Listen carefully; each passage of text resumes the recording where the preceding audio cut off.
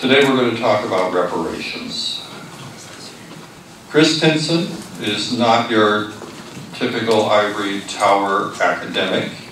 He is a writer, he's an activist, and a professor of Africana Studies at Hampshire College. He's a member of Educators for Mumia Abu Jamal and co-founder of Trigger Media Collective. So we're really lucky to have him, because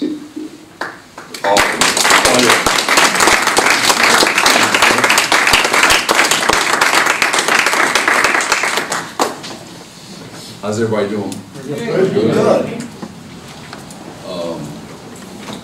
So it's an honor to be here among you and to share some of my work, but also to learn what we know about reparations, what we think about racial justice. As we know, this is not simply a one-group struggle, and it's also not a struggle that just appeared yesterday. So what we're going to do today, basically, I'll talk about briefly how I enter this work, why I enter this work, and if we can, I want to hear how each of us enters this work as well, and what we know about reparations, what comes to mind when that term comes up, why it's so controversial, and why it remains key to any conception of racial justice, not just in the United States, but in the entire modern world. I'm going to share with you some local stuff that's happening, but also national, and then a bit of the international, so that we can see that this is not only not a new conversation, but is one that is picking up a groundswell of support, and perhaps a bit of a revitalization than we've seen in recent years. And of course, thank you to Mass Slavery Apology and the organizers of this event and all the work that y'all doing, which often goes underappreciated, I am sure. People probably look at y'all crazy. But that's a part of the work. That's a part of understanding the stakes of racial justice and what it asks us to do. So part of the subtitle for the talk today is, how we unremember atrocities in American history. And I'll speak specifically about the United States, but this is really a condition that all the modern world deals with. Okay, this is what I call unremembering. Some people say, oh, I didn't know. Some people say we forgot. But I call it unremembering because I call it an active process, and arguably a political process of disavowal and distance from the atrocity, so that we don't have to account for it, so that we don't know where to locate blame, so that we have no sense of what the past really was, and so we can always just look forward, inevitably. That particular piece around looking forward is a trademark of American society in particular. So the more perfect union, which we never really arrived, but at least we're kind of moving towards it. In American society, that requires that we forget certain things. So I'm arguing that that's a process of unremembering, which is deeply political and not just a mistake of the heart. And I should also tell you, so before we get into it, let me just add to George's wonderful intro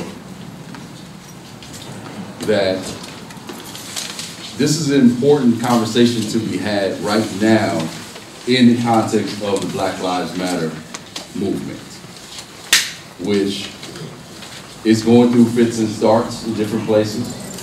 As we know, no movement is perfect. And as we know, movements need time to gel, figure out next moves, etc.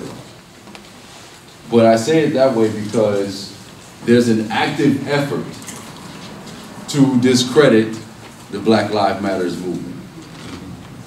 It's active, it's persistent, and it's tied up in a lot of the history that you know about the Northeast, about the United States, and also some of the more contemporary stuff that we'll cover today. Anybody see the New Yorker article on Darren Wilson? Okay, a couple people. I'm praying for you. Anybody see the Charles Blow op-ed in response to it? Okay. So you should read that, read both, and because he pulls out some things in that we should think about. And the title of Blow's piece is Darren Wilson's Quest for Distance. And basically he's saying he wants his life back. And so what I would argue is that one could say that that's a very innocent response, right? That after a year of all this stuff in the media, being pilloried and being trying to be held accountable, folks trying to hold this man accountable, that it might feel like, you have some undue pressure on you, and now you want to distance yourself. But inside of that is convenience, luxury, right? And the privilege to decide, hey, enough is enough. Something that wasn't afforded Mike Brown, Tamir Rice, Rakia Boyd, many, many others that we've named. And the last I checked, there were 611 people who have been killed by police forces in this year alone. All right. Again, these don't always make the mainstream news. But that's what the Black Lives Matter movement is trying to do, is bring this to a mainstream platform so that we can really push towards structural accountability. All right. Adding on to what George was saying,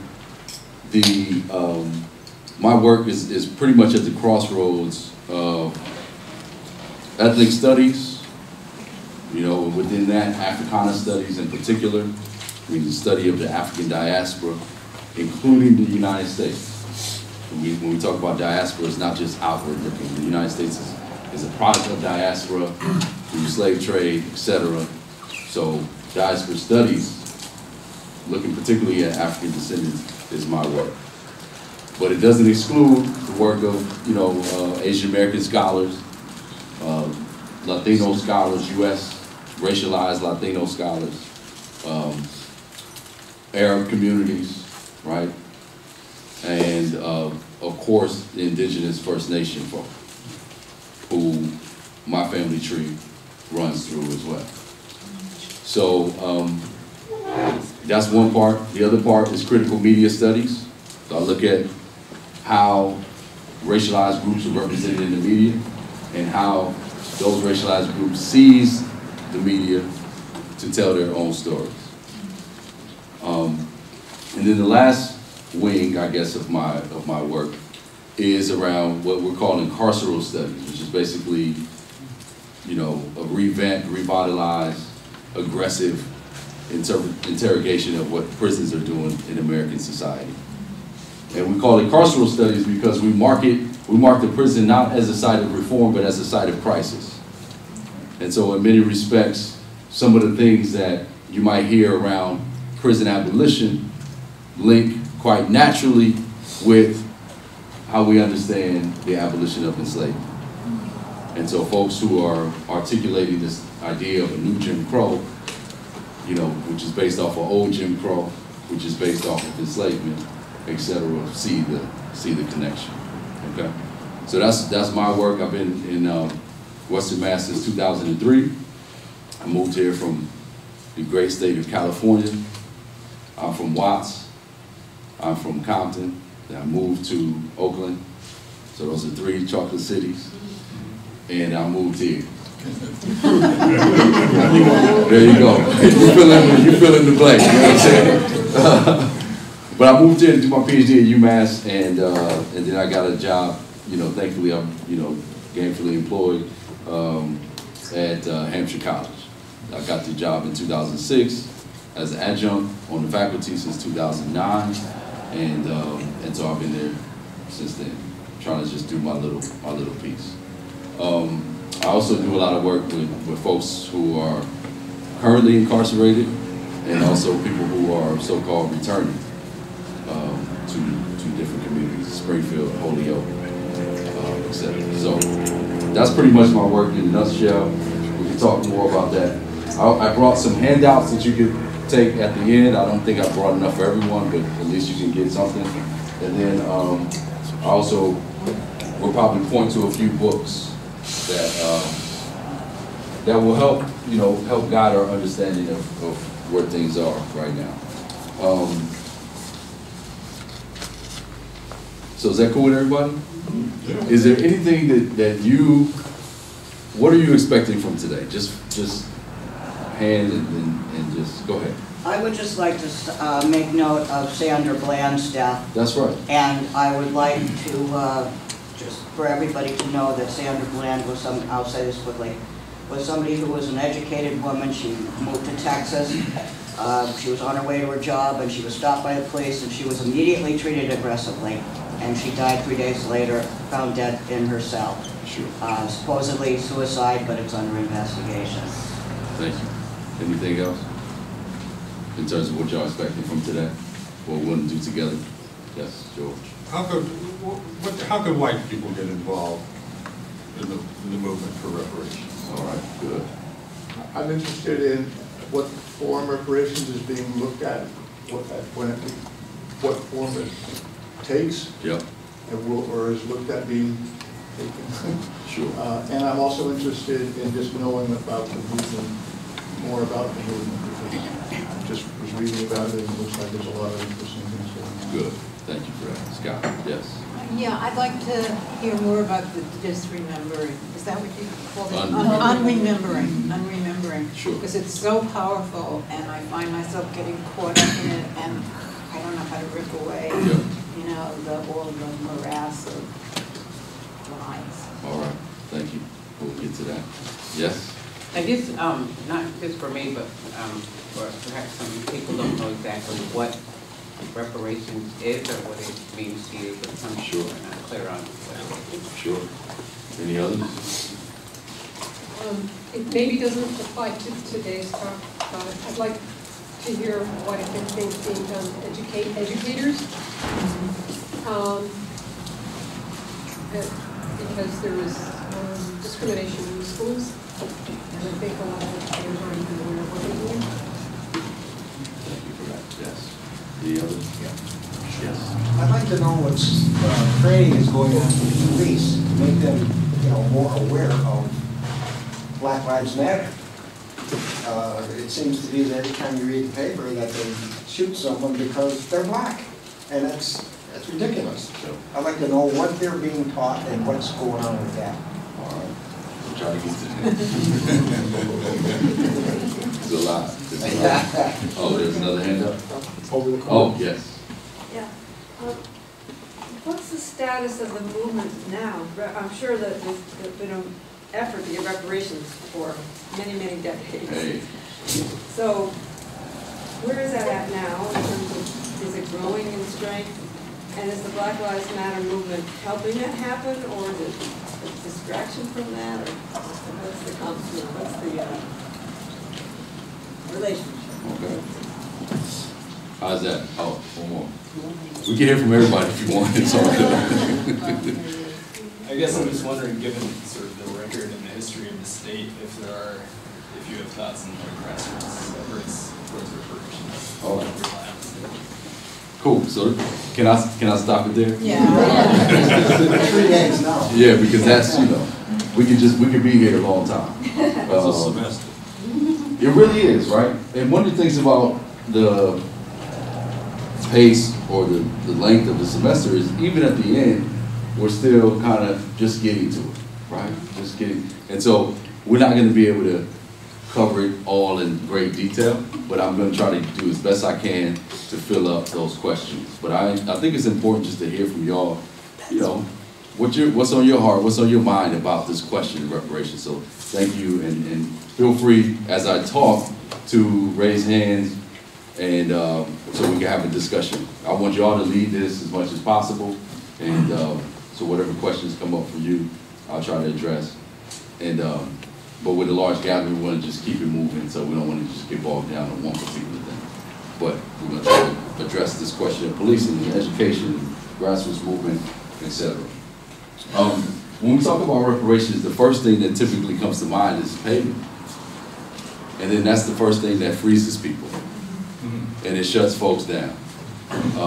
Because the idea of, every African American getting some kind of monetary compensation for a justice claim is beyond the pale of people's psychology and how they think justice should be handled.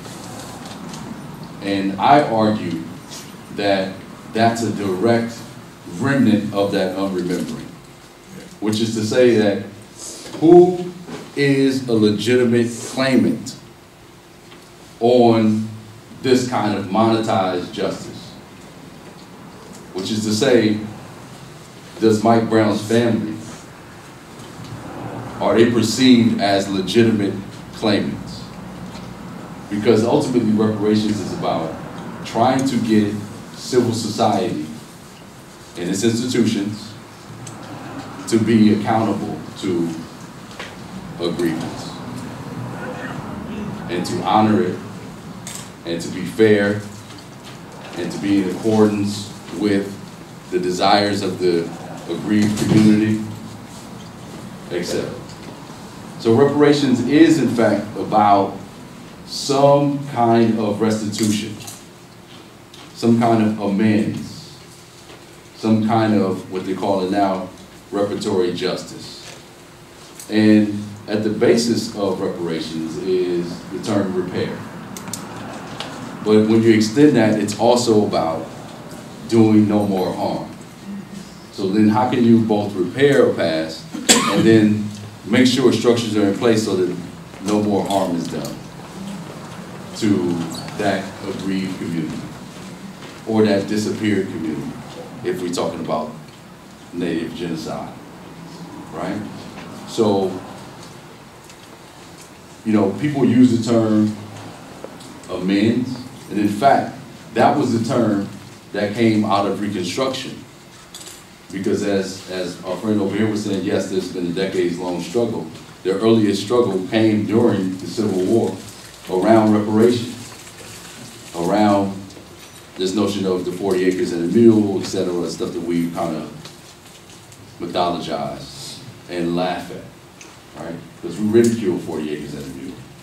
But that stemmed from the fact that we don't think that the grievance is legitimate. Civil society has not agreed that the grievance itself is legitimate.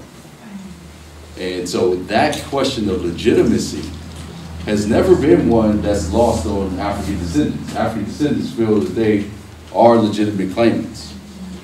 Civil society, governing bodies, those in control, haven't agreed with that. And so since that time, we've been on this kind of separation. Now, there have been examples of reparations being paid out for specific historical events. Say like the Black Wall Street bombing, right, in the 1920s. Rosewood Massacre, also in the 1920s. There has been compensation for those in terms of African descendants. But in terms of slavery, there hasn't been more than a very tepid apology about America's connection and reliance on slavery in order to build its modern economy. What's the difference between that and the Holocaust? What, slavery and the Holocaust? Yeah, that's... Well, this is part of the debate. People will say that some people will maintain that they are distinct and that they shouldn't be compared. African descendants, especially people who've been in grassroots struggle around this question and really defining it and making it an issue, making it a problem for people, have always made that connection, have always maintained that enslavement of Africans was a Holocaust. right. And so we call it, so people in the movement call it that, but again, who has the power to agree to say that you can use that definition of what your struggle has been? Civil society has abandoned that, right? That's the example. Because if it was a one-to-one comparison, then you would say, okay, well, let's do no more harm and let's repair the damage. That hasn't been the case. And most people say, well, what about the Civil Rights Movement? What about the Voting Rights Act? That's not reparations. No. That's not reparations, right? That's an effort of inclusion. Civil society saying, we're gonna crack the door open a little bit. And I don't want to trivialize it, because in this society, we actually need that kind of tool in order to vocalize citizenship, etc. But it hasn't been recognized on the same level of atrocity as other forms of atrocity. And so this is what I'm trying to say about unremembering. It's a disconnection. It's saying, no, this is an exceptional case, and in your case, we can't do anything about it. Sorry. And that's been the discussion around reparations, which is why today grassroots organizations have to, one, make the historic claim all over again, and then two, try to trick civil society into believing that it's in their best interest to do so. So you asking folks not only to be grassroots activists, but magicians. So that's where we're at right now. So, but I want to make sure that we don't leave here delegitimizing the claim.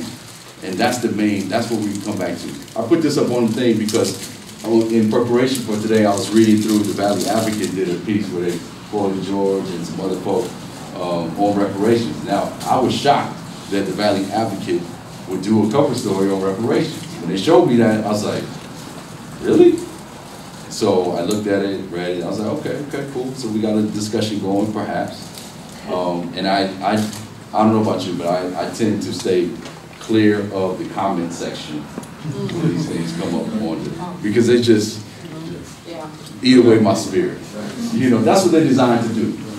In a more crude sense, I would describe the comment section as the kind of techno version of the Klan roll, where you can just hide and say whatever.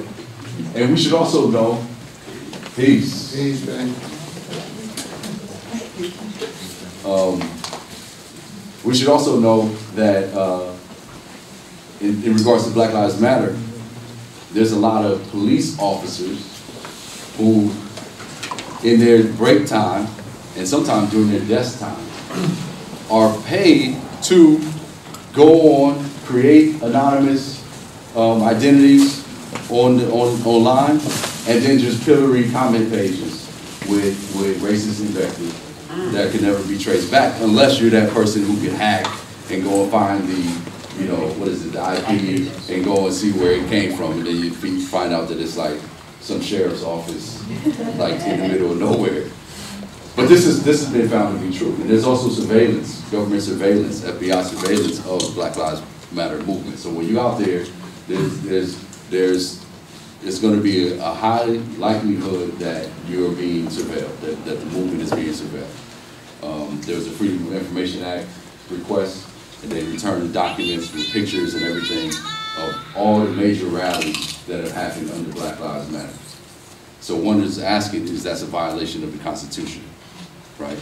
And so this is a discussion that's going on right now in regards to Black Lives Matter. You had something. Could you, for purposes of your presentation, could you define civil society? Yeah, civil society is basically the institutions that, it's mostly an institutional definition, but we're talking about what we call all the different technologies that make this thing modern, right? So we're talking about our educational institutions, our religious institutions, we're talking about our banking institutions, we're talking about political institutions, right? So media, thank you. All of the main things that keep this thing functioning is what the courts, right? Voting. Those are technologies of civil society. So-called, we call it so-called civil society. Because if you allow Mike Browns and Rekia and Sandra Bland, etc., how can we call this civil? So the other part is saying, okay, well, what does a discussion of reparations force us to do? That's what I said. What reparations forces us to do. And the main thing that it forces us to do is rethink or even unthink American society, the history of American society. there's a wonderful book that I want you to, I didn't bring it today, but I mentioned it in another lecture around 12 Years a Slave, the movie and the book. How many people saw the movie? All right. So I did a talk on that last August. But there's a book by Joan Melish, M-E-L-I-S-H. Joanne, thank you.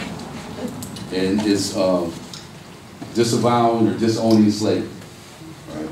And she uses this term, virtuous whiteness, to describe the way in which not only do we unremember, but then we have to, white society in this case, has to have a positive view of itself going forward. And so she calls that a virtuous whiteness, which is always trying to do the right thing, be good, and okay, we did this negative, nasty thing for hundreds of years, and now we want to separate ourselves from that. And so I encourage you to read that because it's about New England in particular. Disowning, no, disavowing. It's disowning. Is it disowning? Hold on. It is disowning That's in my slavery. notes. Hold on. I have a copy on my shelf. She has a house in Shelburne, by the way. Here it is. Does she? Yeah, she has local connections. It's right here in my notes. Yes, disowning. Sorry. But basically, she's allowing Northerners, or she's historicizing the fact that Northerners doing this work of reconstructing their identity, absent of slavery, right? And so I also want to refer you to another book called Ebony and Ivy, which is about the slavery foundations of the American Academy, universities and colleges. Okay, Ebony and Ivy, not Ebony and Ivory. But Ebony and Ivy, which is by Craig Wilder, who is a historian out at MIT. So again, anything that I'm saying today, I encourage you to look up. I invite you to look up. I invite you to, contact me, and we can continue the dialogue. Well, most importantly, continue dialogue amongst each other. Why the focus on civil society? The focus of civil society is important because these are the governing institutions. These are the institutions that make life real for us. These are the institutions that put up supermarkets and stoplights and banks and decide where schools go and who pays for them and how they get paid. So civil society has to be the target of anything that regards structural compensation, eradicating structural racism, institutional racism, etc. So civil society is important, but we don't want to act as if it's this monolith that can't be challenged. And so we're gonna show areas where it's challenged. The other point I want to make about reparations is simply that it's no fault of African descendants that this issue hasn't gained traction. It's no lack of ideas or energy or want to or will or strategy. Pretty much every strategy that has been that can be conceived has been attempted by African descendants to address this issue. So it's not a question of, okay, y'all didn't make the right choice, right? As a movement for reparations, that y'all didn't make the right choice. But there are some entanglements. Part of the entanglements are that not everyone wants to support every organization that's claiming reparations, that's demanding reparations. People have a problem in this society right now with Islam. Many organizations who are grassroots folk, including the Nation of Islam, were major proponents of reparations in the 1990s when I was growing up. Historic organizations like the UNIA, Universal Negro Improvement Association, started by Marcus Garvey. They, the remnants of those groups still claiming reparations. Then you have groups, modern groups, what I call post-60s groups or 60s era groups, like In Cobra, like the Black Panther Party, like the Young Lords, who all had reparatory justice as a part of their platforms. You were going to ask a question. Yeah, it sounded like there's an assumption that it's black people's job to get reparations rather than white people's job. Yeah. Well, my argument is that in relation to that, the civil rights movement, we applaud the civil rights movement now. We applaud Dr. King, we handpick, you know, who we want to like and listen to. That's also virtue of you know, privilege, the privilege to hear from certain people and to not hear others. So, right, so we got King, so we don't need to listen to Malcolm. We got Malcolm, so we don't need to listen to the Young Lords, etc. We don't need to listen to the Combahee River Collective. Y'all know about that group? A couple people.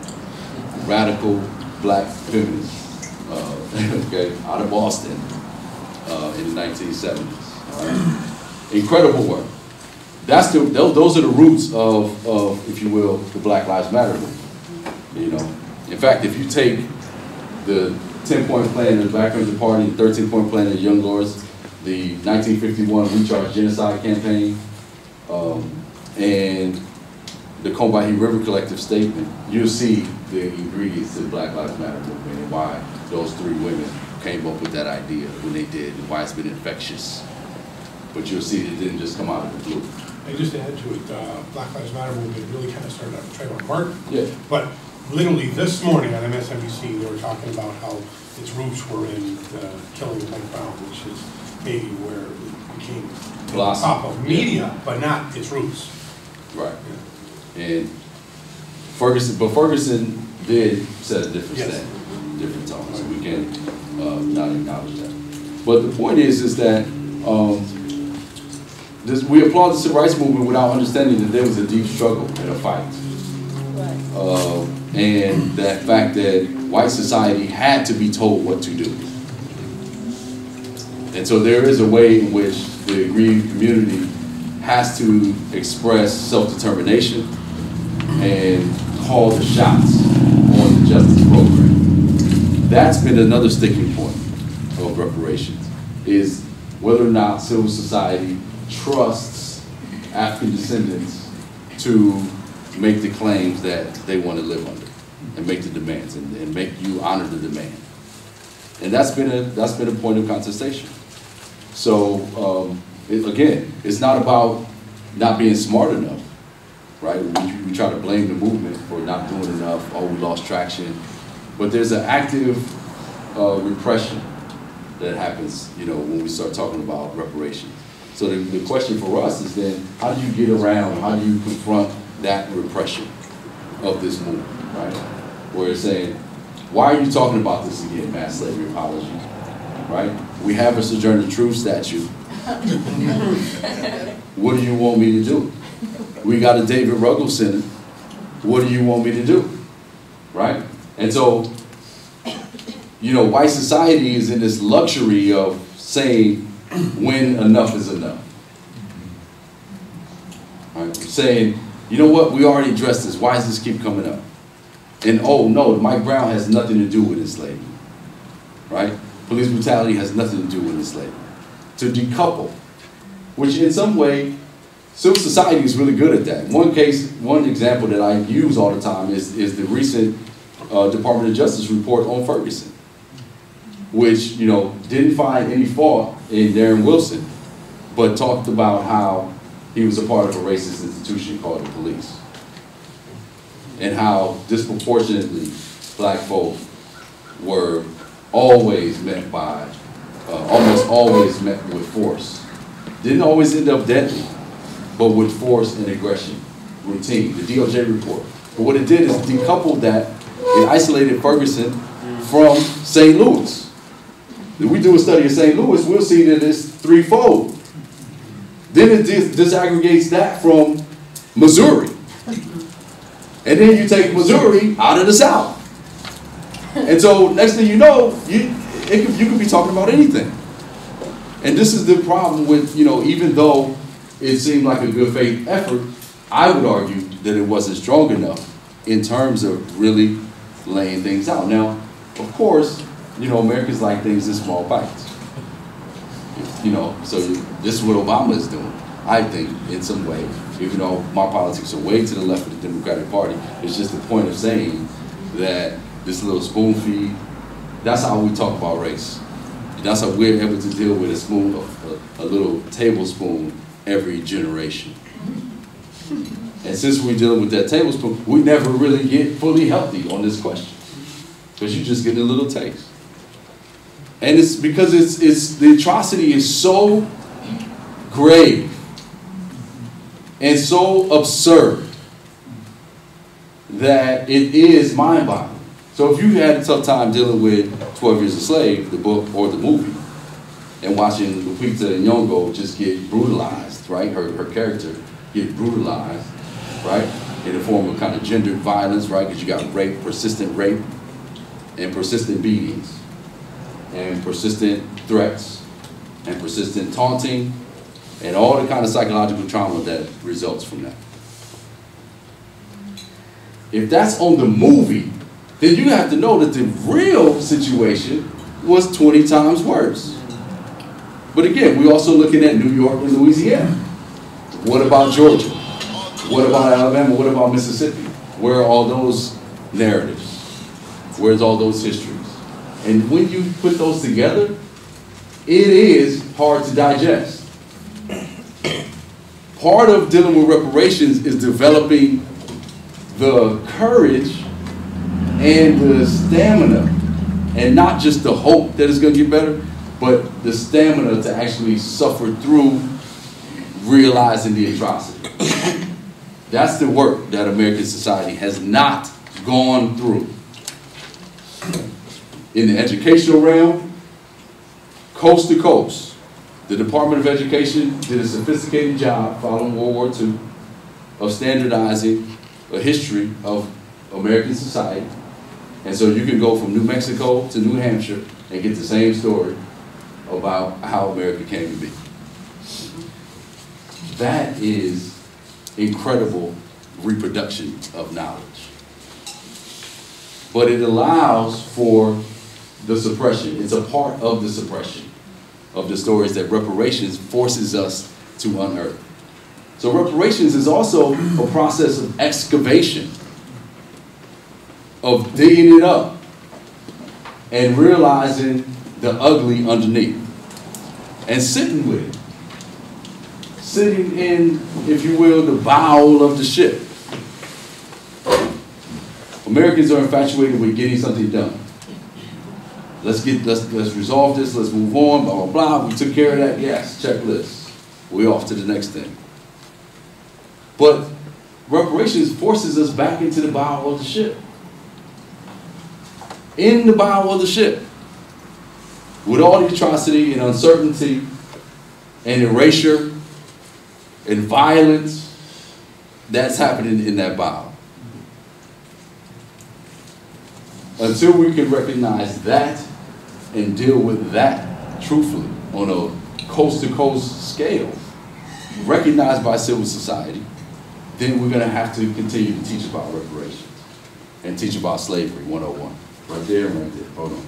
So I think I heard you right a while ago say something, we have to trick white people into thinking reparations is good for them. Yeah.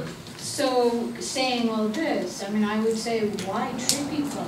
It's like the medicine is sitting in that valve to look at it. That's the healing, right? To actually be with it. You know. That's part of it. And tricking, you know, maybe it will work so far, but I think until people actually look at the horrors, feel the pain that everybody feels from it, right? So, let me get this one in and down respond. Yes. I know we're focusing on the United States right now, but do you know of any modern industrialized society where people are able and willing to look, period, to look at horror and atrocity rather than flipping on this or looking away at that or eating this or, you know, sleeping with, doing whatever they do? you know, to look away, Yeah. look away, look away. This is an international issue, but around the country, around the world, it is coming from the grassroots, right? The only governmental initiative that exists with a kind of full throttle perspective is coming from the Caribbean. CARICOM has issued a reparations list of demands that is picking up, that is going to be in sync with efforts coming out of the UK. That's also led by students and young people, African descendants, Caribbean, Afro-Caribbean folks throughout Europe, and that's converging with the forces in the United States. But the only governmental piece is coming out of CARICOM, and these are the Caribbean countries who sent their prime ministers and all their heads of state to meet about this question of reparations, and unanimously, they're all in support of it. So, you know, so one could say, okay, so where's that going to lead, and what are they thinking about? But just one of the things I want to make a point about is, before I forget, the repression of this issue doesn't take place on one register. It's not just in the area of media that we say, okay, we don't want to talk about reparations. It's not just in the area of education. We say we don't want to talk about reparations. Or in the religious institutions, we say we don't want to talk about it. Or in the political realm. It's all of them. Each one has to do the work of the other in order to make the repression stick. Right? It relies on the other one. So if the Supreme Court says we're not going to deal with this issue, then all the schools are like, we're not going to deal with this issue. And all the corporations who were implicated in the slave trade, all up and down New England, are like, we don't have to deal with this issue. Right? With some cases, there have been some victories. We can talk about that in a minute. But in terms of the government, it's on that level of the Caribbean countries, and elsewhere it's coming up from the grassroots. The other part I want to mention in terms of history is 2001, World Conference Against Racism. The World Conference Against Racism, the NGOs made a statement linking slavery, the history of enslavement, to crimes against humanity. The United States government vetoed that. Why? Because if they agreed to it, then they had to go against the charter that they signed at the United Nations. They would basically have to agree with it. And if you agree with it, then you have to do something about it. The United States government, the official United States government delegation walked out. They walked out. This is what I'm talking about the disavowal and the unremembering and the repression. Because that sends a message to everybody else to say, look, if this is your issue, the moment that you mention the issue of reparations for African people, then we're gonna ignore you immediately. Just on the face of it. That's been the stance. That's been the United States government's stance towards this issue. So what we have to do in this place is say, okay, let's have a conversation about race. Let's have a little apology here, apology there. But never really a full accounting. Remember, that's 2001. In 1989, John Conyers introduced the bill in Congress, from Michigan, in Congress, H.R. 40. Since that time, that bill has never gotten out of committee onto the floor for a full discussion. And he keeps bringing it back. And he keeps doing it every single year. Because he is insane. Right? Because the definition of insanity, right? So again, you have to be crazy. That's what I'm saying. And Conyers is like, okay, I'll just keep doing it. You know, it's procedural politics. I'll just keep doing it. We need an oil lobby. We need a prison lobby. The strength and the evil, check me out, of the prison lobby and the oil lobby and the people who want to kill off all the natural resources. We need that kind of energy to push the reparations. Like straight up. That's all. I have this term that says the liberals need to turn gangster, because that's what it's going to take. You can't be polite on this. You can't be polite on racial justice. You can't be at the party with all your friends and then hearing them call Obama watermelon eating, chicken head, all this kind of stuff. Welfare president, and then you just chilling at the party. Can't do that. You have to, there's a way in which there has to be some aggressive posture, right? And I'm using that facetiously, right? But the point is the energy that makes those things real, somehow we never had that energy at the level of national government, right? That we're able to get stopped at the door, and all these other things that are deeply harmful and evil continue to just get passed and marshaled through. So there's a way in which, you know, we have to bulldoze on this question. And I think that, you know, this is why it keeps coming back more and more and more. Did I see a hand here? And then I'll go back here. Yeah, could you say something about the power of this unremembering? What, the resistance, the repression? What is the incredible danger that civil society sees in reparations? I think you know the answer. I mean, I think that, again, like if you put yourself, you know, if you think about, and I'm just using this movie because it's in popular culture, right? And so if you use 12 Years a Slave, and you look at that movie, how do you repair? So when Solomon is rescued, he leaves behind his family, right? His new family. How do you repair that? This is a legit question. Like, how do you, when you see those faces, again, this is, you know, done through cinema. So are you saying that it's psychological, that we can't stand confronting the atrocity? Yes. I think it's something else. What do you think it is? I don't know, but it's got to it has to do with power and money. Power, money. Say it again. And psychology too. This is what I mean about the virtuous whiteness. Thinking about oneself only in good terms, right? If you acknowledge that I'm responsible for Lupita's character, what does that do to you? What does that do to society? To think. First of all, here's a thing for y'all. The slavery database. Anybody ever looked at the slavery database?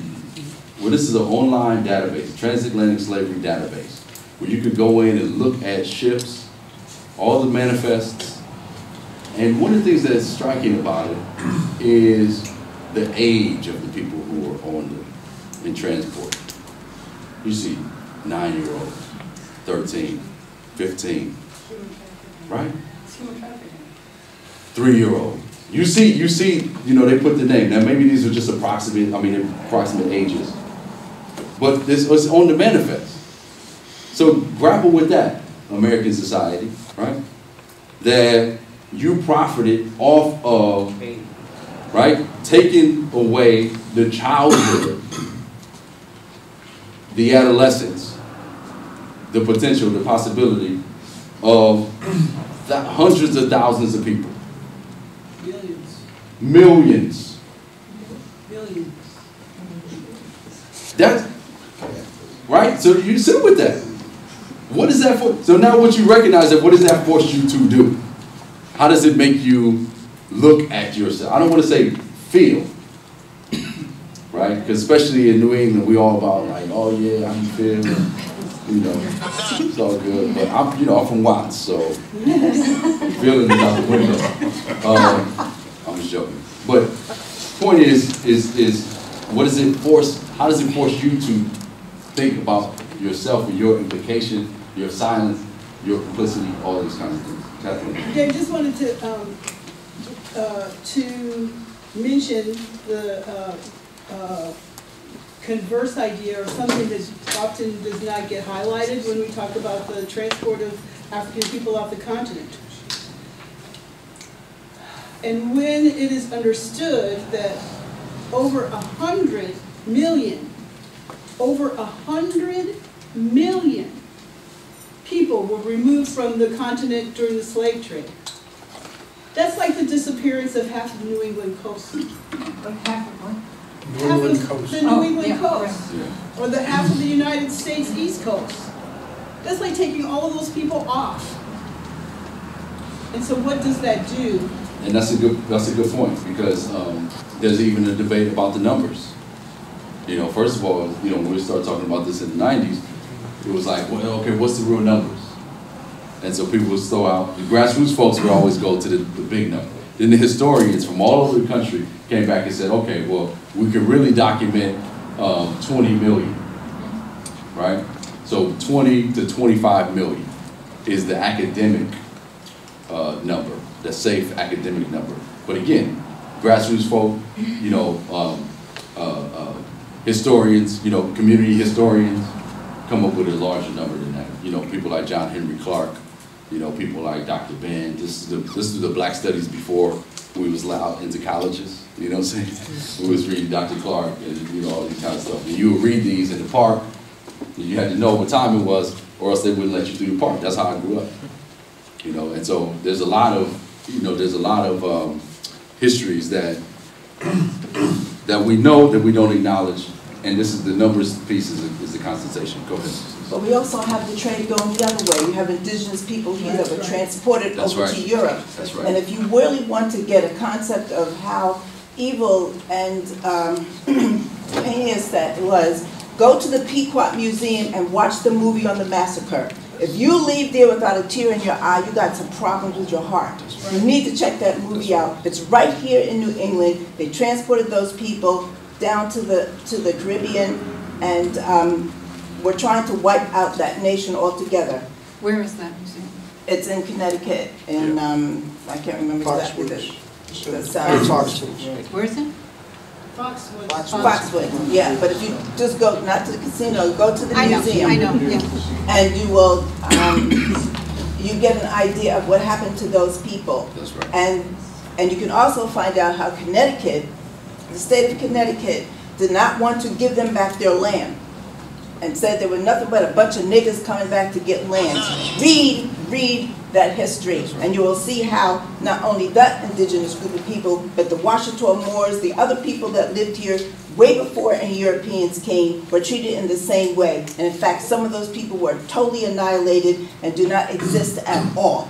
So those of us that are the descendants of the Washita Moors, who were here in this country, who were the first established nation before ever Washington, D.C. was created, you need to find out the history, the nationality that was taken from us, and then you will find out exactly what this place is all about. Thank you for that.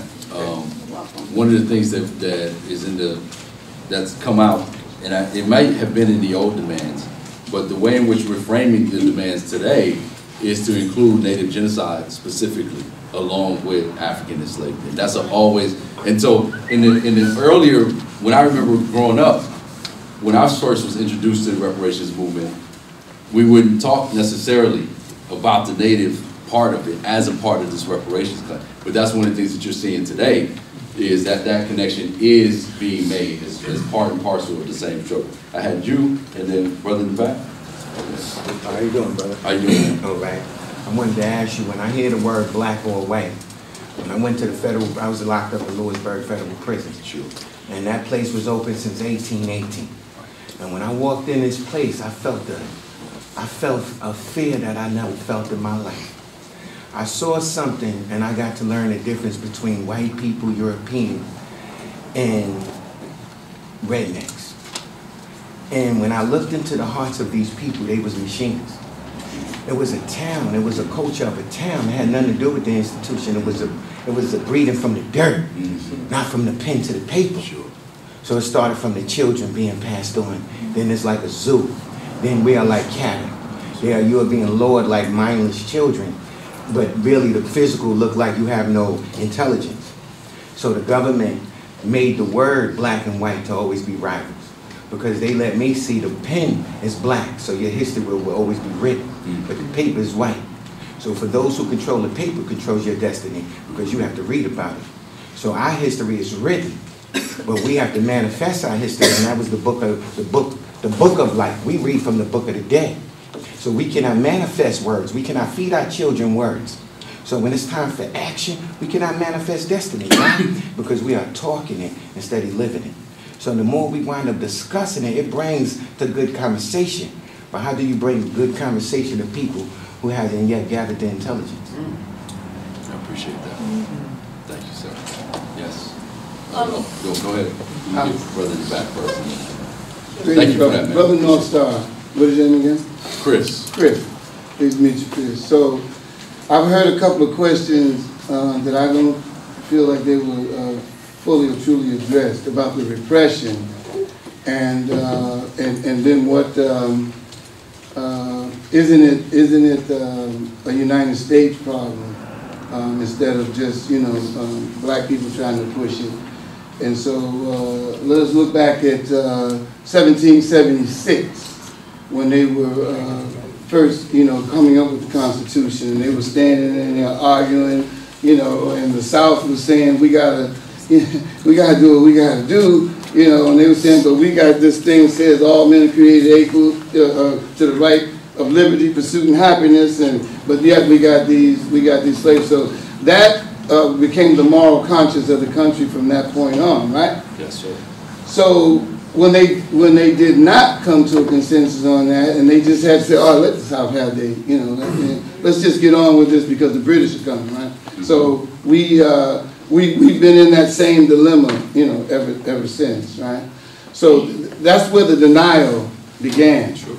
And the denial is on up into the day. What you call repression, or what they're saying is repression, is just stark, right, denial, because it's just something you don't want to look back at. It's too ugly, it's too hideous, it's too egregious, and we don't want to cough up that kind of money. We don't want to get up off any kind of privilege or share any kind of power, So we're dealing with the word denial and not repression. So when I hear y'all talking about and it is, it's a United States problem. Just how it began is where we're at right now.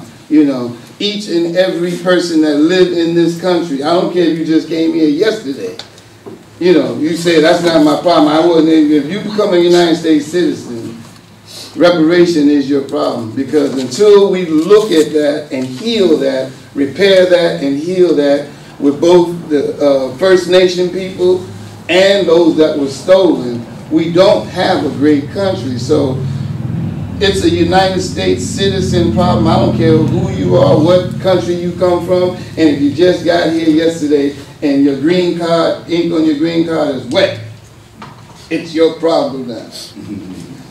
Thank you for that add-on. And absolutely, the thing that I want to make sure we understand too is the international piece of it, right? The United States is an outgrowth of, international processes. And so the movement for reparations in the United Kingdom, in Britain, is as legitimate. And the work that's been done there to really hold Britain accountable, right? You remember, half of the Caribbean nations, right, were British territories, right? So, if you think about places like Jamaica, they have a reparations claim. Barbados, they have a reparations claim. Trinidad and Tobago, they have a reparations claim. And so those descendants of those folk, much like us in the United States, they're making those claims in European courts right now. And so even though, yes, we're dealing with it from a U.S. specific standpoint, there's an international groundswell around this issue as well that I would argue African Americans in the United States pushing for this movement since the 1960s infected the claimants across the Atlantic, and such that now that they're taking it up in full sweep. So it's, so this is a global situation that requires us to have that kind of wide historical lens, geographical lens on this reparations issue. Yes? Thank you. I'm going back to a point you said a while ago. And I want to quote, Audre Lorde said, "The master's tools will never disassemble the master's house." And when you spoke about like big oil, big ag, big pharma, that kind of thing, and that kind of power is needed, everything in me turns inside out and says a giant no, because that kind of power is exactly the kind of power over that wipes clean memories, that involves a lot of brainwashing and dehumanizing and objectifying land, people, water, all of this. And if we bring that kind of power in, then we've given up the whole thing. Because like that will never take us to the beloved community. That kind of power is, corrupt. Yes. So when you say we need that kind of force, I say no. Yeah, and I'm not being literal. I hope you understand. But the point is, I don't know what you're getting at with that. That's why I wanted to go back to it. Sure. The point level of is, strength. I understand that, but I want to understand, I Right. understand there's different kinds of strength and where the source of it is. sure. Let's not get caught up on just that. No, I just want to not let it go by without. Sure, I got it. Yeah, thank you. Go ahead. I have a question. Is it related to this one? I'll stack them and y'all come back. No, sorry. Okay, go ahead. When the Japanese people got reparations, right? Why did that happen so easily? I mean, it seemed like it, what was the big difference? You're talking about what they call the Civil Liberties Act of 1988 that produced reparations for the Japanese Americans who were interned, and their descendants who were interned during World War II. When the reparations movement picked up in the United States amongst African Americans in the 1970s and into the 1980s and 90s, there were Japanese American allies who were helping African Americans push forth the claim, using the same arguments that was used to achieve their reparations or reparatory justice. It goes back to something I was saying earlier about the legitimacy of the claim and whether or not the governing entity wants to see the litigant as legitimate. And in that case, there's a legitimacy that was, and this is, when we get into comparison, it's always a little bit slippery. So I don't want to say, oh, this group was better than this group and they did this more smart. But the point is that the recognition of the claim as legitimate had everything to do with that act being passed. Okay? And the legitimacy has not been brought to bear on this issue of enslavement, reparations for enslavement. And so internment, so there's a little hair splitting, right? There's internment. It's much like when today in the prison movement we talk about detention, versus incarceration. And so there's a little bit of hair splitting there too, when you say internment versus enslavement. Well, one we recognize as heinous, and the other one we just it's a question mark around it. And that's what happened. So there hasn't been many people who from the Japanese movement who have stayed in the fight long term, right? Because there's court cases. This book here outlines this in great detail with the documentation. Should America Pay? You know this book by Ray Winbush? He edited this book. Should America Pay? This is one of the classic textbooks on the reparations movement in the United States.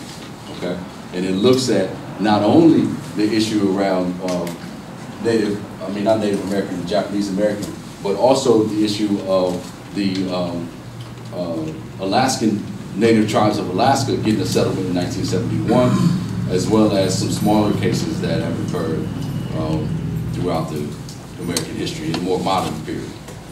So that's how I would answer that. Is the Japanese internment was recognized as something that was shameful for American society, and this argument about that being something that can be corrected, and this other piece is just we have a question mark over it, right? There's documentations of it. There's families who remember being removed.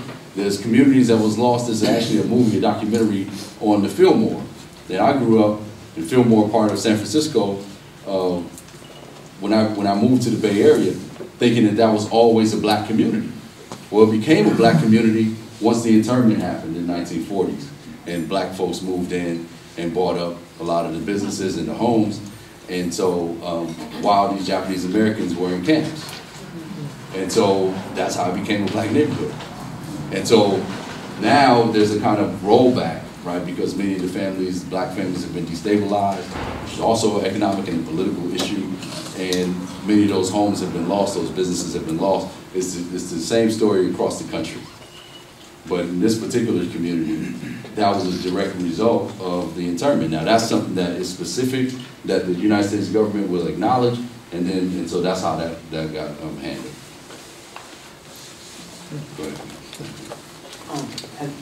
Have you ever watched Fruitvale Station? Yes. What's it called? Fruitvale Station. Oh, yeah.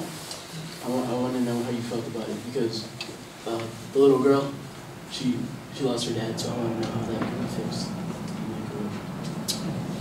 Well, you know, Oscar is not coming back. And that's, you know, one of those things. This is a film about Oscar Grant being shot by the bar officer in Fruitvale, Bay Area. And,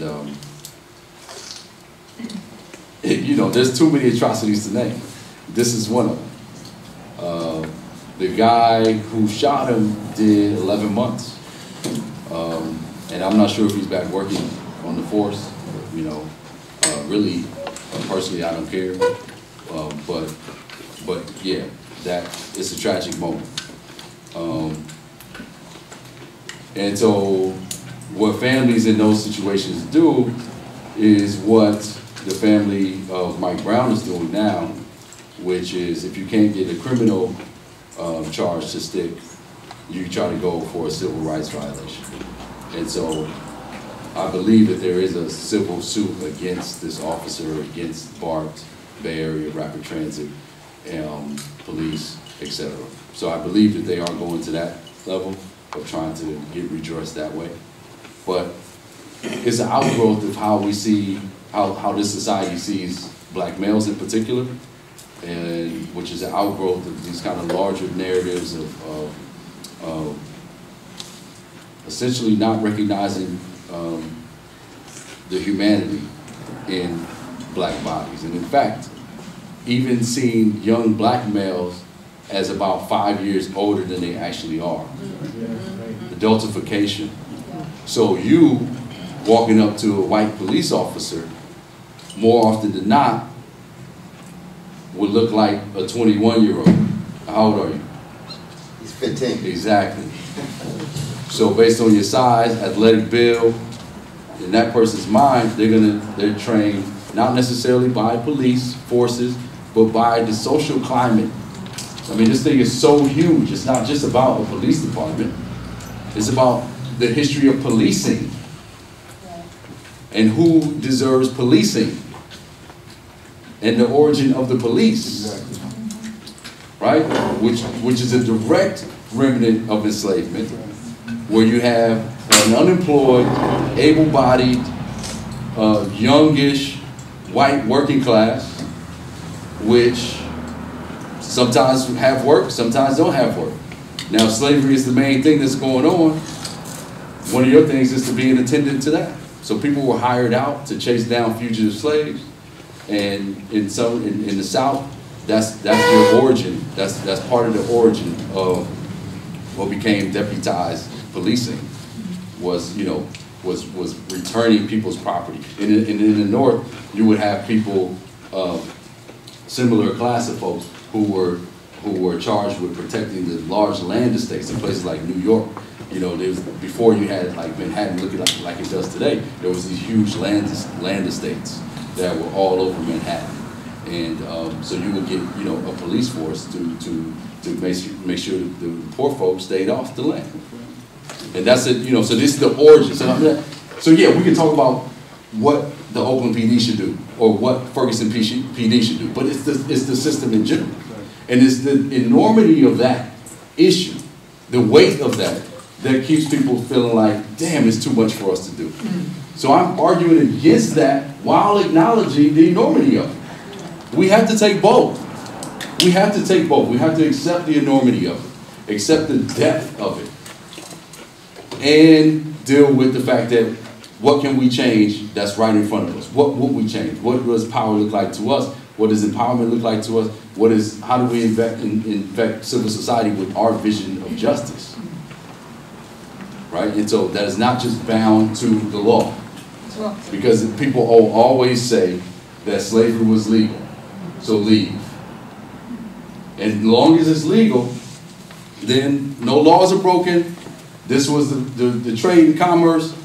So what's your beef? And so that's why we're talking about going beyond the law. I mean, this is why people have used another civil society tool called the United Nations in order to make the crime, or to make the case about crime against humanity or torture, right? Mike Brown's family and activists from Ferguson, Hands Up United, MORE, Organization for Black Struggle, OBS, they all went to Geneva, Switzerland to make this case that the police torture is a crime against humanity. And they, made that case, and that's part of the movement. But again, how many people heard that? So the point is that we can focus on isolated pieces, which we should focus on, but this always connected to a larger structure that produced the meaning of Oscar Grant and Mike Brown and Rekia. The meaning of their body means that you could be a target. That doesn't just come from that person. It comes from a constellation of meaning that's assigned to black and brown bodies. And so that's part of the history that we have to deal with too. But why, there's such a sense of blind patriotism. Yes. That the history is not being taught in the No. school. It wasn't taught, I'm 75 years old. It certainly wasn't taught when I was going to school. And I wonder, why can't we change that? Why can't we start there with the educational system? Not start there, but that's one of the things that certainly needs to be done, because no matter what we do now, it is still happening. And the kids are graduating school and college, and unless they self-educate, unless they come to Africana Studies class, right. most times they're not even hearing the critical view of American history. Right? And I mean by critical view is a corrective view of American history. And so we don't have that. That's why I talk about the repression. I mean, that's part of it, is this idea that, there's certain histories that are included in this idea of patriotism. And listen, patriotism relies on myth. It has to. Every patriotism, every form of patriotism relies on myth. Okay? Now, myth grounds people in a certain way. It gives you some definition, it gives you some parameters of how we got here, and then you have an origin story, and then boom, wave the flag. It's all good. So the moment that you have something, you introduce something that pokes at that. And in fact, I argue that reparations is probably the most important way that we could puncture the myths of modern society. It forces it. It's probably the most important way to undo the myths that protect, that feed patriotism, right? And then we have multiple forms of patriotism. So you have this guy, they recorded me, I was gonna say something else. But you have this guy up there in Williamsburg with his Confederate flag on the thing, right? And they had him in the newspaper, he said, "This is not racist." See, that's that kind of like disavowal, that's that, intentional erasure, decoupling, right? That's allowed for him to say, this is about heritage and not about racism. And that's the same thing that was said after Reconstruction, is that we don't hate black people, we just like our heritage and our way of life. And don't make us feel bad about it, right? So you blame the North. Northern aggression, the battle of Northern aggression. Yeah. What the hell is that? Right? So this is what I'm saying about this kind of disavowal and this repackaging that hit every sector of society. This is what the other part. It was in the children's books, and it was in the school age books, and it was in the pulpits, and it was in the banking and financing. A shared narrative that we've been trampled upon, and leave us alone. And that kind of energy has stayed throughout the South and in parts of the North, where we have pockets where people in Greenfield and elsewhere, Shrewsbury, you might see a car running by with the Confederate flag on a regular basis. So go ahead, Captain, I'm sorry. I taught a class at Mount Holyoke one spring, and group of students from various parts of the country who were Mount Holyoke students. And our discussion got onto this, the Civil War. Yes. When one of the students said the Civil War was not about slavery. The Civil War was about states' rights. Right. The state right to So I asked the student, the states' rights to do what? Right. And then it dawned on her that in fact the Civil War was about slavery. So when you're talking about this narrative and the repackaging of it, and the rejustifications for things, and the disremembering or the unremembering, that is a contemporary, an additional contemporary case where a student in the United States is taught to believe or to disavow or disown or unremember the history of this country and feel that it's a legitimate knowledge that the student possesses. My brother right here wants to add on Yeah, to my question with this whole flag thing, and I'm really tired of all of this non-history, because we were never taught history. You know, you gave us up your age. I'm close to you, and I'm really tired of it. And I was doing some research on stars and bars. That was the rebel flag. That was the war flag. That wasn't the flag of the Confederacy. And my question is, why at this particular time do we have a beef with the stars and bars for as long as they've been around? That's the question I think needs to be answered. The other thing that's very interesting is, who gives a damn about the stars and bars when the stars and stripes, you can call them stars and stripes, they're stars and bars too, depending on how you define it. Why isn't anybody talking about that? And so the other question is, where were the stars and bars before the Morrill Act came down, which was a tariff that was put on the South, which increased their tax from like 26% to 46%, took people into bankruptcy. No, it was, and the other thing too, there was only 6% of the people in the South who owned Africans, kidnapped Africans. The other 93% were just regular folks. So ask me, what were they fighting for? The whole thing was a setup, but you have to know the history of the Rothschilds, the Rockefellers, and you have to know how this whole thing went down. I wanted to address your question about the police. I read an article yesterday that said they're hiring a whole lot of Blackwater folks, mercenaries, on the police force. The other thing is, right after 9/11, most people don't know, the IDF, police chiefs were going to Israel, IDF were training the police force. So what they said is, look here, y'all, we're going to show you how we deal with them Palestinians. This is how you deal with them folks back home. These Blackwater, they're the same people that after Katrina, they went into the houses of the people who are classified as black and said, time for y'all to get on out of here. That was a real estate deal. That was a real estate deal. So one of the things I think is very important, and then someone asked a question about education. Education is the schools are set up to maintain the present arrangement of power, which is white supremacy. So forget the school thing. It ain't happening. There's 3 of us in this room right now that will run out the schools and brand us out, because if you begin to talk about something that's not in the script, which is the textbook, you get one warning and you're out of there. I was doing substitute teaching in a school, which I won't name the school system, was Amherst Regional. The gentleman who was calling the substitute teachers, he said, he saw me one day, this is how the creator works. The creator will cause the truth come out of people's mouths. He said, come here, man, I need to talk with you. I said, what's going on? He said, don't tell anybody this. I said, I'm cool. He said, but the principal told me not to call you anymore for subbing. I said, cool, I got it. But I already knew why. Because some of the students said I was the best teacher they had just for a day. Just for a day. So I'm saying, well, damn, if I did that just for a day, I guess it ain't too much teaching going on in this school. But you can't, because the teachers have to pay their car note. They have to pay their mortgage. And if you start telling the truth, you're going to get one warning on Monday, you keep running your mouth, and you're out of there on Friday. But I've been running my mouth, and I keep running my mouth. I coach track and field now, so I'm out on the field.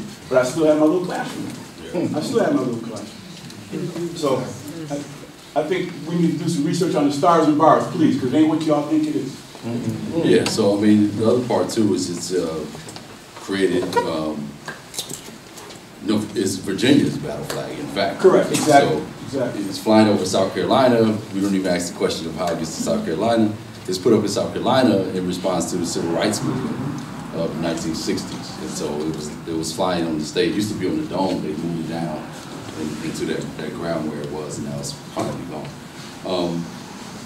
It's one of those things where, you know, what meaning do you attach to it, right? And some people say, well, it's just a flag. And I agree wholeheartedly with your point around, okay, so what's the difference between that and the American flag? If the treatment of African descendants under the American flag is as worse, or a newer version of the treatment under whatever flag we thought the Confederate flag was, then what's the difference that we're making? And this comes back to this issue of patriotism, because one of the ways, as we all know, and I'm not teaching you anything here, is that you know, one of the ways in which African Americans asserted their citizenship was, in fact, to enlist in the armed forces. And so there is a generation, a history of African descendants who are very intentional about asserting their citizenship as Americans. And, you know, this was, you know, from World War I to now, you would still have people, most of my family members, Marine, Army, my dad was in Vietnam, you know, granddad, Korean War, et cetera, et cetera, et cetera. So the point is that citizenship is tied to this thing. And that's another question, right? That what does citizenship mean in this context where black bodies are dying left and right, it seems, to our technology, you know, because the technology is bringing it to us daily. So these are all questions about that, and yes, but that's not polite conversation, right? To say, well, the American flag is as bad as this, and so, you know, why are we making a big deal out of this? And I said that publicly on my radio program. I said, well, some people will say that the American flag represents the same thing. And so that's part of this discussion, and I think that a lot of people shudder at that idea too, you know, because, you know, you cling into citizenship, you're trying to assert your citizenship, and then yet police are dumping on you as if you don't belong. And in fact, one can make an argument that these killings, these extrajudicial killings, and also these killings in custody, these deaths in custody, are reminders of not only the theft, but that the people who are claiming the citizenship, that the citizenship still doesn't belong to them. Right? So it's a reminder, much like lynching. The history of lynching was to remind the rest of the community. So we're going to leave this person up here so everybody can see it. And that was a reminder, it was an intimidation tactic. And so in some way, this could be a response to the changing demographics in this country, right? Which is becoming browner and browner, and people are scared, right? What that will mean, and what that means for a loss of power. And so this could be the physiological, these killings could be the physiological response, reaction to the knowledge that you're not gonna have power forever. And that's, you know, and that's a real thing that doesn't, it doesn't enter our debates too much because it seems, you know, immaterial. But the point is that I argue that that's that electricity. It's electricity that's saying, yo, I got to put you back in your place to remind everybody else. And so that's the process that we're seeing being carried out. They don't have to be trained to do that. This is the whole point. It's a training that comes just from living as a white person. And unless you are willing to confront that, acknowledge what it is, read what Darren Wilson says about his upbringing in this article. It's astounding. Or maybe not, if you just, you know, if you're used to this kind of stuff. But it's incredible how he sees himself in relationship to the community that was governed by his authority, right, as a police. Go ahead, right there and right here. To that raising, that formative years, black parent recently shared with me that a white second grader in this black parent's child's class, a white second grader, second grade, yes, told a black classmate, I can boss you around anytime I want to because I'm white and I'm superior. Second grade. Where was it? Amherst School. And Phil Connecticut too. Yeah, I mean, listen, the thing about this is that, and thank you for that, the thing real quick is just, we have to get rid of this idea that, oh my God, it's here. Yes. Yes. Yes. It's here. And just the fact, I call the white community a community of green lights. Just exactly. What happens in the green light? Oh, you mean that? I can keep going. There you go. You know, just you know, I mean, I'm again, this is a joke. It might be too crude. I'm sorry, but the point is this idea that I can forget. I don't need to know anything, right? And I'm not held to account for not knowing. And what I know still gives me authority over what you know, even when it's about your own story. That's right. That's right. Wow. Wow. So one of my professors used to say, power is the ability to define reality and have other people respond to that definition as if it were their own. Right? To define, the power to define reality. This is real. The sky is blue. No, it's not. Right? Just make things real. This is why we talk about civil society and institutions being held accountable, because those are the things that make things real. We would even say the concept of race is not a real idea without the concept of prison. Ooh, watch out. Or the concept of enslavement or captivity. That captivity creates race. So then the prisons, the courts, the policing are race-making institutions, making race real. Who's in there and who's not. And it cuts across class lines too. But unfortunately, the power of whiteness is stronger than the class alliances. So you'll get people who are dirt poor who will sign on to racist logic against black and brown people. Exactly. Capitalism is doing nothing for them, and they will still hold dear to it. Exactly. So the power of that is something you almost can't account for. So the point I want to leave you with too, and we can still have this dialogue, is just even if we had the most robust reparations package, program, however you want to talk about it, it would still be partial in terms of the amount of atrocity that's suffered. And we need to sit with that.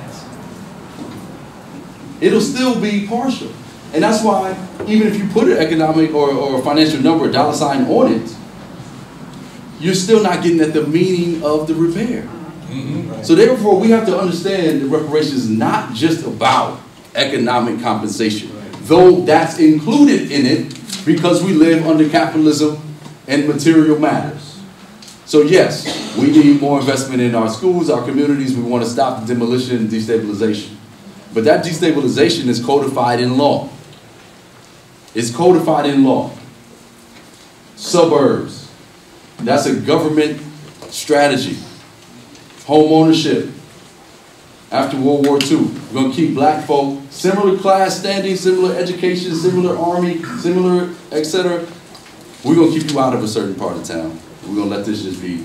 And then you have neighborhood associations who gather around that idea and say, yeah, we want to keep our towns like the way that they are. What is the way that they are? Right? So you get away from just using straight up racist language or racial language to these kind of euphemisms where we kind of know what we mean. We call that the dog whistle racism. You know, where you just kind of, you hear, nobody else does. So those are things that the government actually subsidize. So I would make the argument that suburbanization, American suburbanization, actually produced the Darren Wilson ignorance to be in fear for his life in that moment. Right? Why? Because it's like, I don't recognize you. You look like a threat.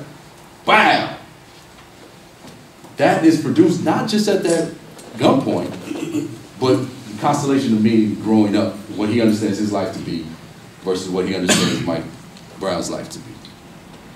And that part is something you can't really identify. But there are some examples, real quick, I just want to drop this because you're running, is there was a reparations done in Chicago around the police torture cases from the 1970s through the 1990s under John Burge. Y'all heard about this? Mm-hmm. May of 2015, I got the ordinance over there, you can take a copy with you. They actually passed the ordinance this year, set aside monies for reparations of the people who were tortured under this police chief. And so this is an example of repair, but again, it's isolated, right? It's important. I don't want to ever discredit it because I think it's a beautiful thing, and it doesn't just include a payout. Whatever happens has to have a robust educational piece. It has to have some kind of symbolism. It has to have some kind of recognition at the level of government that this is what we're going to do, is recognize that this dude in our name did this torture for 2 decades. And this was illegal, but done in our name with our sanctioning. Right? And that's how we can think about kind of general white community who feel like they're not empowered, is that, you know, there's a scholar, Charles Mills, you know, who says, you know, the social contract is really a racial contract. But it's one that not all whites had to sign on to, but all whites benefit from. Right? And so that's where we get to this notion where we're just comfortable talking about privilege. But the point is that that's one effort. And again, this wasn't coming from the government. The government didn't say, we're going to do this. Grassroots organizations, coalitions, the People's Law Office, Project NIA in Chicago, got together, made it a mainstream issue in Chicago, excavated the tortures, documented them, got the families, got the stories, got the evidence, presented it to the government. It's not coming from the top down. So much like we think about capitalism unable to reform itself, we have to think about this issue of reparations, the same thing. It's not coming from the government's perspective, it's coming from the ground up. People are putting this in motion and making the government take note, and then making the government honor the demand. So we're still at that point where we're trying to get the government to honor the demand, because that's the only way that institutions are going to be transformed and that we're going to live under a different kind of social order. But the point is that I don't want us thinking that, oh yeah, this was the president's idea, etc. No, this is always coming from grassroots and people pushing people in power to do what the people want. Oh, I'm sorry, I'll skip it. I was going to say that while all of the black-white issues are still presented on the media, there's still the old saying, there's no good Indian but a dead Indian happening on, amongst the native people. They're also being killed and tortured in jails, and the women are being kidnapped off of the reservations, also known as the concentration camps, to be sold into sexual slavery. So we still have other groups of people who are suffering as well. The indigenous population also includes the Hawaiians, the Philippines, and the people in Guam and Fiji, all the places, the U.S. Virgin Islands, all the places that the United States has reached its ugly arms out to embrace. In Alaska, the Inuits are trying to have some say in what's going on in the area there. So it's not, it is an international, global sickness that has infected this planet. Right. And we are suffering from these spores that are being let out into the environment. Right. And so we, you know, it's more than just a small group of things happening. Everybody is fighting for survival. Right. And there has just been recently, if you look on Native American researchers and websites, it has taken a group of people who were supposedly the native group that the anglicized Pocahontas came from, just now was recently recognized by the federal government. So we're talking about since the 1500s up until now, just got federally recognized as a people. So talk about a long struggle. The other thing is the United States has been built on lands taken systematically from the U.S. government from the First Nations people. And most recently, last week, there's another tract of First Nations land that the federal government is attempting to remove into its own cost. That's right, taking it back. Yeah. Last question that I want to wrap up, or I'm sorry, we just run out of time. It's so, I know, there's so much stuff to deal with, but yeah, go ahead. I was listening, and I want to appreciate everybody that had something to share from their own journey and collecting thoughts. I always wanted to know each person that's in this room, whatever their nationality may be. One day I was talking to some children, and they didn't know black nor white. So one day we looked up at the sky, and I asked the children what color was the sky, because they didn't see a black sky, a white sky, a Puerto Rican sky, a European sky, an African sky, and the sky is older than the pen. So now at that very moment, that's dividing us, because we don't even look at the sky as the same. Sure. So we're not looking at the sky as the same. What are we looking at on Earth? So is it a white sky, a black sky, an Indian sky, a Christian sky, a Muslim sky? What sky is this? Yeah. Because we're only here for a short time. Sure. On Earth, what are we? Because we ain't one sky. Yeah. No doubt. Listen, I think the beautiful thing about that is beautiful, just exactly how you put it. But that perspective, which is a oneness, it only comes from the people who are not bound by material power. Right. Now, but see, that our government runs on material power. Right? So the point is that, you know, that's why that concept when I was growing up about, 16 years old of the poor righteous teacher, for me was very, pregnant with ideas. It felt great to have that concept of the poor righteous teacher. But the point is that the people who are in power aren't thinking of that. Yes, sir. They're thinking of possession, and they're thinking of land theft and expansion. And what the sister laid out is the age of imperialism. That's how we learn in the history. That's why we teach it, the age of imperialism. And the United States. And so in a material context, what does power mean? Right? And so for the United States, it means being able to have bases in every country and make the argument that this stabilizes the entire world.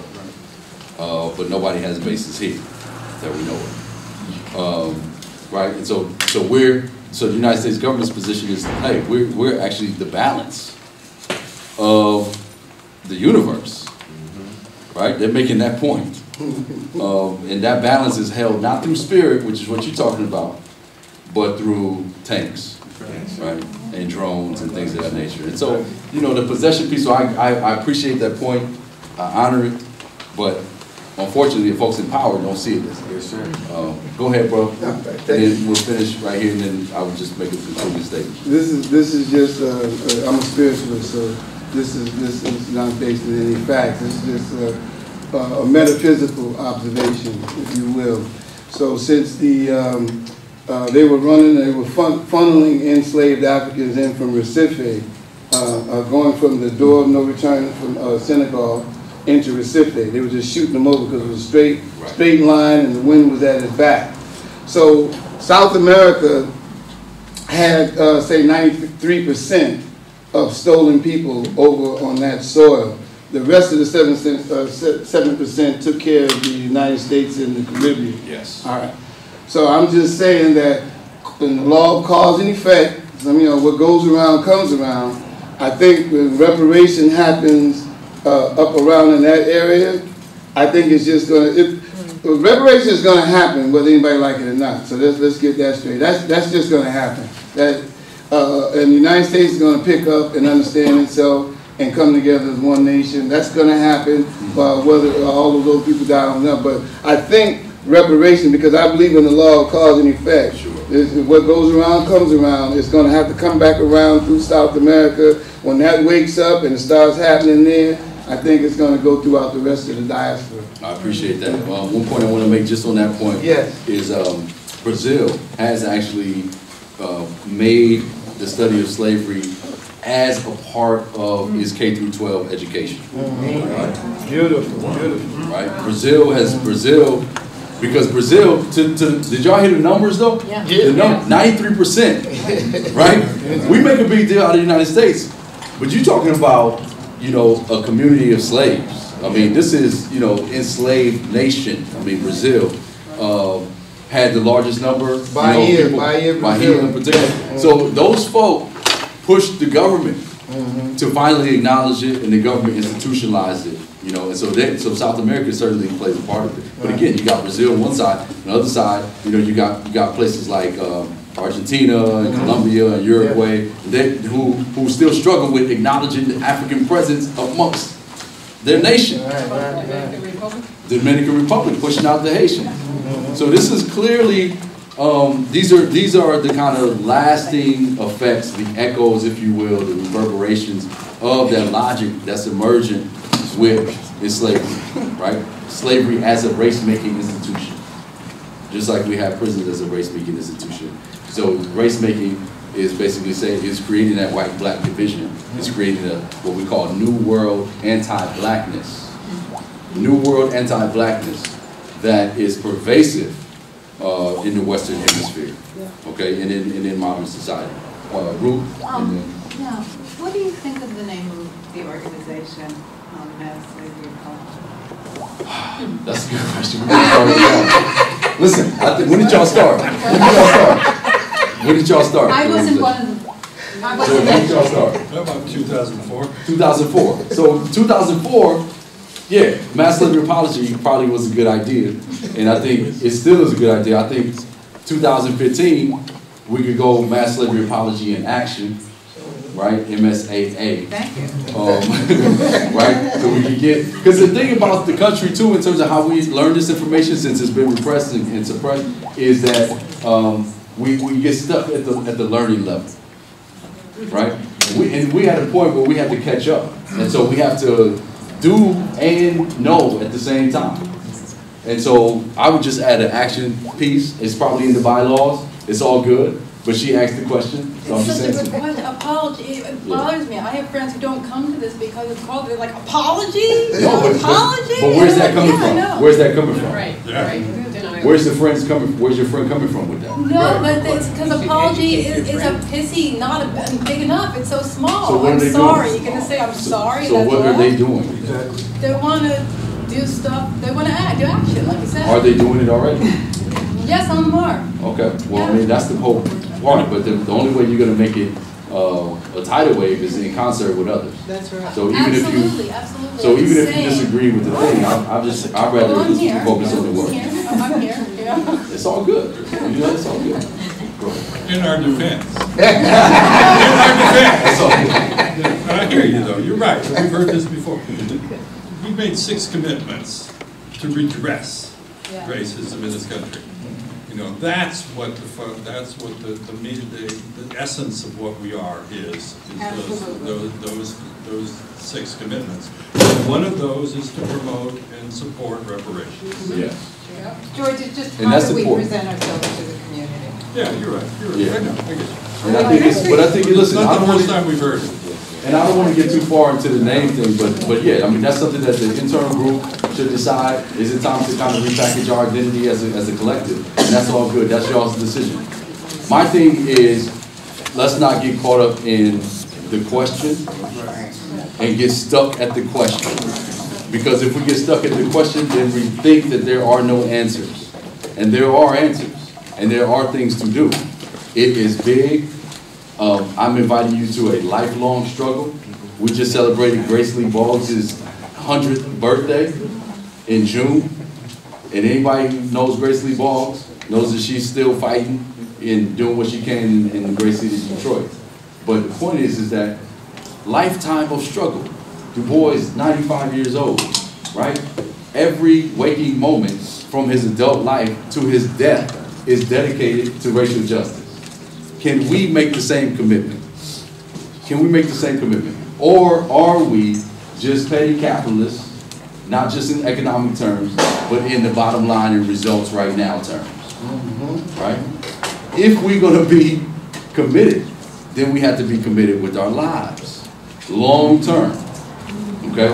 And so this is something that we really have to reckon with, reconcile, appreciate, because that's the only way we're gonna continue to grow new numbers of people.